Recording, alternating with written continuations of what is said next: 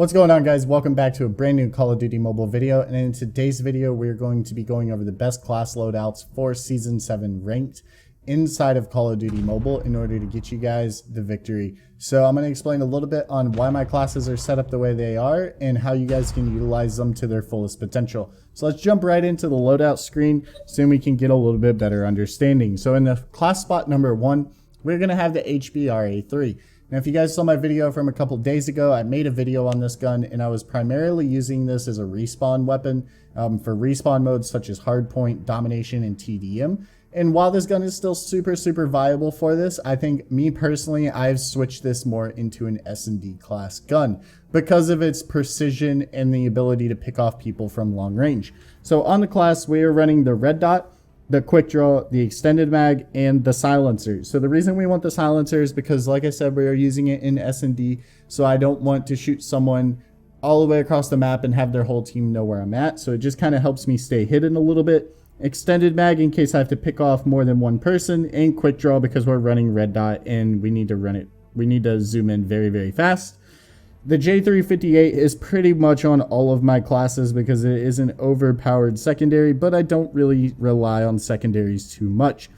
Now I'm running the Annihilator on this class just because I will get into a little bit later on how to flex your operator skills for the most benefit. Now we're running a Simtex and a trophy because I feel like trophies are super important in S&D because everyone starts throwing nades at certain pick spots. So you're going to need the trophy to counteract that. Of course, flat jacket because you don't want to be on the other end of that in case you do not get a trophy down and maybe just a flying nade comes out of nowhere. You don't want to lose your life due to that. Toughness and dead silence on this class. Now, moving into class spot number 2 is none other than the QQ9 Flood. Now, the QQ9 is absolutely a monster. I plan on making a video on it here very soon.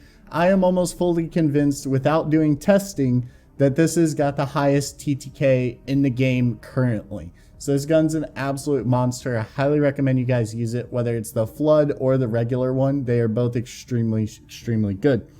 So on this class, we're running grip, quick draw, and long barrel currently, and I'm kind of experimenting with this class between switching the grip out for extended mag because I'm not fully convinced that this gun really needs a grip because the vertical recoil profile on this gun is almost 100% vertical. There's just a little bit of horizontal at the higher end value range of it, but for the most part it's all horizontal, so it is kind of easy to control. So I think I'm actually going to be switching that out for extended mag, but we'll be doing some more testing on that today. If you guys want to see me test guns and class loadouts and strategies live, make sure to go follow me on Trovo because we're streaming every single day starting at 8 a.m. Central Standard Time. Now, moving into the rest of this class, we're using the Transform Shield. I love these shields as of recently. They're absolutely amazing and they're so underrated for respawn modes. You can actually win the game just by making smart shield plays and nothing else. That is how powerful these are. So they're on a couple of my classes. I am actually running a trip mine on this class and a trophy system, and I will get in more to why the things are different on every single class and more towards the end of the video, so make sure you stick around. So we're running agile because with the submachine gun, I plan on being directly in people's face. I plan on getting up close and personal, so I want the absolute quickest ADS time humanly possible, and we are running ghost and dead silence. Now, moving into class number 3, we have my personal favorite. You guys know ever since this gun is released, this gun has been my absolute favorite, and I don't see that changing anytime soon. This gun's an absolute monster. It's got an extremely fast time to kill. It's a laser. It hits hard up close and at range. So this is my main tryhard class. If you guys had to ask me what's my favorite class inside of Call of Duty Mobile, this KN44 class would 100% be it. If I need to try hard against anyone at any given point, you will always see me pull this class out. Now this class has a quick draw, a foregrip, and an extended mag. And then as you guys can see, I've started to love the transform shield, so it's on the majority of my classes. I run a regular nade so that I can cook it, so then I can precisionally guarantee that if they don't have a trophy system, I will more than likely get a kill. And then we are running agile, toughness, and dead silence. So moving into class number 4 is the Cordite. You guys also know I'm a big fan of this gun. I made a video on it. If you guys haven't seen it, I'll link it down in the description. This gun's an absolute monster. It's basically an SMG that acts like an AR. The only other gun in the SMG class that acts like this, I would say, is the RUS. So if you guys aren't liking the QQ9, or maybe you don't have it unlocked yet, I highly recommend flexing the QQ9 class for an RUS class. Now the Cordite is got quick draw, foregrip, and long barrel on it. This thing absolutely melts, and it's pretty much just a straight laser. We have the transform shield on it, but you will notice that something has changed on this class. We are actually running a smoke grenade. And the reason we're running smoke grenades is I will go into, so this is the last class basically. So as you guys can see between these 4 classes, these are my 4 main respawn classes for S&D and ranked inside of Call of Duty Mobile. So this class has a smoke grenade and a transform shield. Now the reason this is so important is because maybe I'm in a game and B flag is super hard to get. We're going against a very highly skilled team, and my team is really just potatoing all over the place. We're getting picked every which way, and they have B flag practically surrounded. If I smoke this off, throw up a shield, that gives me and my team an extreme amount of coverage in order to cap that B flag effectively. Now, maybe all games you don't need to do that. So some games I will have the trip mine on. Maybe I'm just looking for easy picks. I just want to stop 1 or 2 people from pushing a lane. If the other team's spamming trip mines, more than likely I will start spamming trip mines because they are super annoying. But like I said, if they are spamming trip mines, then we have classes for that. Basically, the way these classes work is they all work together in conjunction, to where if there's a certain situation inside of a ranked match that is causing us to lose the game, I have a class that can rather combat it, to where we will end up on top majority of the time.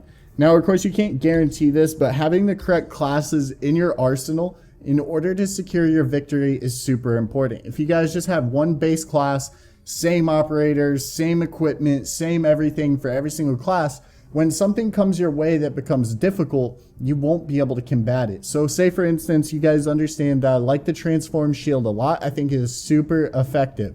But if someone on the other team drops a Goliath or a VTOL or an attack helicopter, a transform shield is not exactly going to help me take that out. So that's where we come into our DLQ class and our HBRa3 class, where we're running the Annihilator. So then I can switch to one of these classes, and of course with the transform shield where the regen is so quick on it, I will still be at about halfway on the Annihilator, but it'll give me a chance to actually take that score streak out in the quickest way possible, to where it's not doing as much damage to my team. Now jumping into the 5th class for you guys, we're running the DLQ. So the DLQ is super important to have a class for. I recommend either the DLQ or the Arctic 50, but if I had to choose between them, the DLQ wins every single time because of what you're going to be using this class for. So on Nuketown and Crossfire, there are some very long lanes that I'm sure we've all encountered where an enemy sniper is just sitting in one position looking for picks to kind of weed out your team. So then your whole team can't get to a B flag, and you guys are only showing up 1 or 2 at a time. That can be extremely detrimental in the midst of a ranked match. So having a sniper class to counteract that is super important. So on the DLQ, we're running stock, extended mag, and FMJ. The reason we're running FMJ is because we want to make sure that if we shoot someone through a little piece of wood on the map or anything silly in COD Mobile, we're at least going to do some damage, but majority of the time we're going to end up getting the kill because the DLQ is so powerful. Now we're running Agile, Ghost, and Dead Silence. The reason I like to run Ghost on this class is because if I plan on sitting in one spot to counteract a sniper, if they have a UAV, I want the least amount of chance possible that an SMG player is going to see me on the UAV, because when you have a UAV up, you really like to hunt people that just sit still because they're super easy to pinpoint and pre-fire. Now, we also have a trip mine on this class because I also understand that if I'm combating an enemy sniper that is just chilling, then I'm going to want to have a trip mine as well to kind of cover my back to some degree. Like for instance, if you're on Garage on Nuketown, you have 2 doors behind you. If you can cover at least one of those, you're in good hands a little bit because your team will usually flow through the second one. Now, we're also running trophy system because I feel like trophy systems and smokes are very important inside of Call of Duty Mobile. People really like to throw grenades. They like to throw things that the trophy system will catch. So having as many trophy systems down as possible inside the hardpoint is super, super important and beneficial to your team. If you guys see trophy systems down, make sure to throw yours down as well, because trophy systems only eat up 2 grenades. So if people are constantly spamming nades in there, eventually one of the nades will get through. So the more trophy systems, the better. Trust me on that one, guys. And like I said, you guys can see that the operator skills, we're running 2 annihilators and 3 transform shields for those specific situations. And then in our equipment slot, we're running Simtexes, trip mines, regular grenades, Simtexes, and trip mines. So we have 3 different grenade categories that we can flex to. And then we have trophy systems and smoke, which is 2. So I feel like a lot of people get stuck in a situation in ranked where they don't exactly have a class that can counter something, and that's why they end up losing the match. So if you guys do use these tips and interact with them inside of Call of Duty Mobile, because just making these your class loadout isn't going to win you the game, but if you guys utilize them in the way that I'm saying, and you understand when you're at a disadvantage and you find the class that can help you get the advantage, you guys will definitely do a lot better inside of ranked matches. Now, if you guys did like this video, please give it a thumbs up. And I want to know if you guys want to see more videos like this, maybe a full SMG class, where the best SMGs or anything like that, let me know down in the comment section below. And as I mentioned before, we are starting to stream on Trovo every single day. So if you guys have any questions or you want to watch me implement these live inside of high-level ranked matches, make sure to come over to Trovo and drop a follow. We're starting at 8 a.m. every single morning Central Standard Time, or 9 a.m. Eastern Standard Time. So with all that out of the way, if you guys did enjoy the video, make sure to give it a thumbs up and subscribe to the channel if you do enjoy watching Call of Duty mobile content. And I will see you guys in the next one. Peace.